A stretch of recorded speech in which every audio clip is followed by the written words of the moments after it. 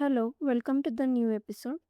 The power of your subconscious mind के chapter 4 में the mental healing in ancient times में हमें लेकर कहते हैं कि जो पुराने हमारे एशियन टाइम में हमारे जो पूरे इतिहास में पुराने सब ज़माने में कैसे हीलिंग होती थी हर एक डिसीज़ की, और इसमें हमारे सबकॉन्शियस माइंड का क्या रोल होता था। ये बहुत शॉर्ट टॉपिक है और इसमें पूरा हमारा जो फेथ होता है, हमारे किसी भी प्रति श्रद्धा होती है, विश्वास होता है, वो कैसे हमारा हर एक डिसीज़ हील करता है उसके बारे में उन्होंने कहा है। जैसे हम एक बीज ए सीड जब हम लगाते हैं ग्राउंड में, तो हम हमें पूरा फेथ होता है कि वही सीड आएगा। जब हम आम का बीज लगाते हैं तो हमें पता होता है कि वही आने वाला है। हम उसे उसकी देखभाल करते हैं, उसको फर्टिलाइज़ होने के बाद वो अपने आप नेचर उसको अपने आप ग्रो करने लगता है। वैसे ही हमारा थॉट, हम जब कोई भी थॉट हम जब प्लांट करते हैं हमारे मन में, तो वही हमारी रियलिटी धीरे-धीरे होने लगती है।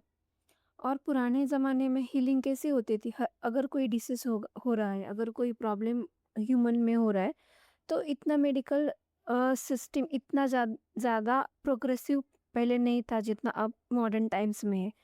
तो पुराने ज़माने में हम देखते थे कि आयुर्वेदिक मेडिसिन ले रहे हैं, कोई मंदिरों में जा रहे, तीर्थ स्थलों में जा रहे, अलग-अलग लोगों के पास जा रहे। कुछ भी हम देखते थे, अभी सुपरस्टिशंस भी होते थे कि कुछ धागे दिए, कुछ तावीज़ वगैरह, कुछ खाने को दिया। ऐसे अलग-अलग हम पुराने ज़माने में देख रहे थे कि अलग-अलग ज़माने में ऐसे होता था। लेकिन उसका इम्पैक्ट उसका हमारे डायरेक्ट ब्रेन पे होता था, सबकॉन्शियस माइंड पे होता था कि एक प्रकार से वो हिप्नोसिस ही था कि इस चीज़ चीज़ को लेने से, खाने से, उसको पहनने से हम ठीक हो जाएँगे। और लोग उस हिप्नोसिस में आके सबकॉन्शियस माइंड में उनके वो थॉट जाता था कि हम ठीक ही होंगे, और उस तरीके से वो ठीक होते थे।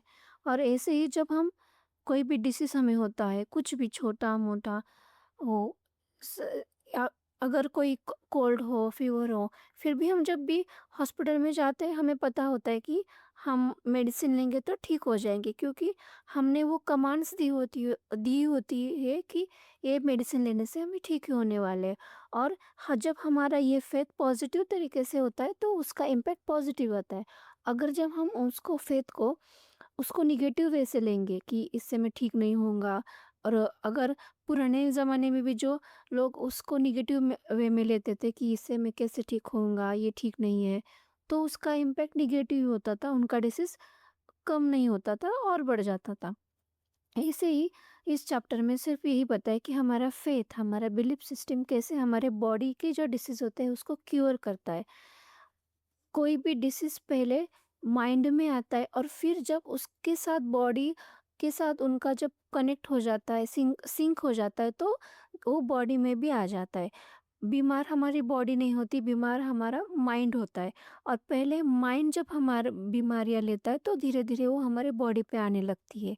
जब हमारा माइंड फ्रेश होता है, तब हमारी बॉडी भी बहुत फ्रेश होती है। और जब हमारा माइंड बहुत सैड होता है, और हम खुद ही जब सिक फील करते हैं, तो हमारी बॉडी भी बहुत डाउन, सिक फील करने लगती है।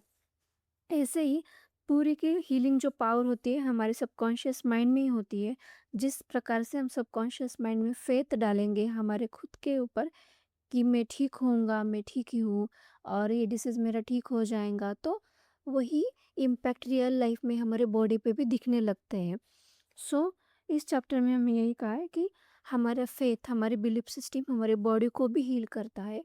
सिर्फ पूरे फेथ के साथ, श्रद्धा के साथ हम हमें उसको कमांड्स देनी आनी चाहिए और बिलीफ रखना चाहिए। सो नेक्स्ट चैप्टर में हम देखेंगे कि मॉडर्न टाइम्स में कैसे हीलिंग होती है। So thank you.